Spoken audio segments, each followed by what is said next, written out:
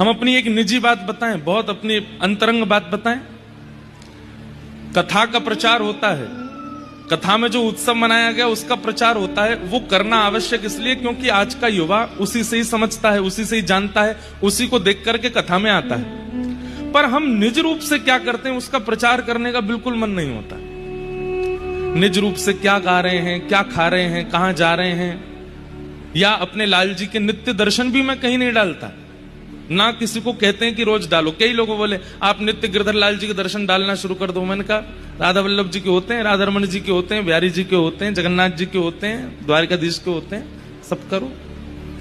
और ये तो आचार्यों ने कहा है, अपनी सेवा जितनी गुप्त रखोगे उतने अनुभव होंगे। आज भी श्रीनाथ जी का एक भी फोटो आपको नहीं मिलेगा सोशल मीडिया पे। प्रेम का एक स्वभाव है, प्रचार करने से घटता है। हम कहना तो नहीं चाहते पर कह देते हैं, दंपतियों को भी प्रयास करना चाहिए। जब विवाह हो जाता है ना, आजकल एक ट्रेंड चला है कि अपनी हर निज वस्तु को सबके सामने खुलासा कर देना, और इसी के कारण आज का युवा, आज की जनरेशन शादियों के बाद में बहुत कुछ अनुभव करती है।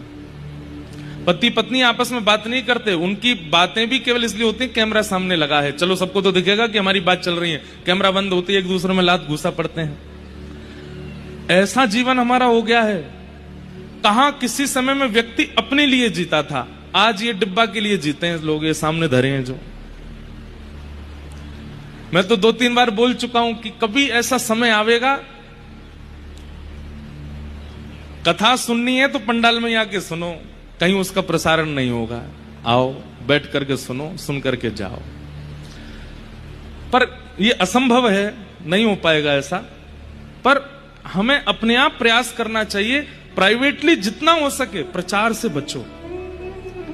हम कथा वक्ता हैं, इसलिए हमारी मजबूरी है यहां बैठ करके अपनी कथा का प्रचार करना, या यहां होने वाले उत्सवों को, क्योंकि उससे बहुत लोग प्रेरणा लेकर के स्वयं भी करते हैं। पर निजी भाव में जो है वो प्रचार करने का बिल्कुल मन नहीं होता, और ये होना भी नहीं चाहिए। जितना हो सके उसको घटाओ।